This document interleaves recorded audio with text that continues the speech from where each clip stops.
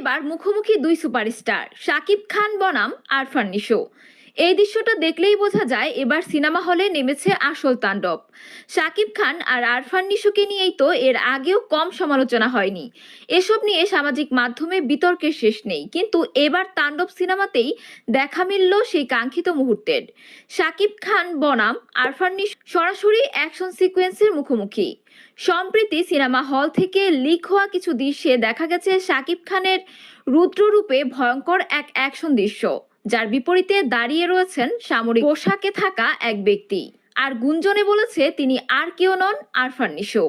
তিনটা নায়ক এক লগে ভাই, নিশু, সিয়াম আর শাকিব খান। শাকিব খান তো ডন।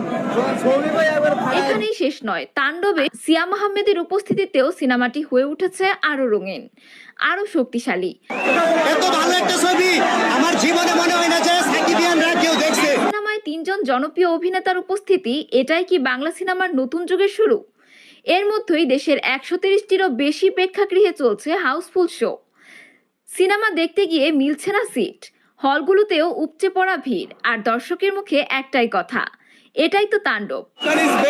ঠিক আছে, আমরা চাই এর পার্ট 2 আসুক। আর জন্য যদি আমাদের 5000 টাকা টিকিট লাগে তাও আমরা দেখবো। তাণ্ডব শুরু হয়ে গেল দেশ জুড়ে। সো ভিউয়ার্স, তাণ্ডব সিনেমাটি দেখে আপনাদের কেমন লেগেছে?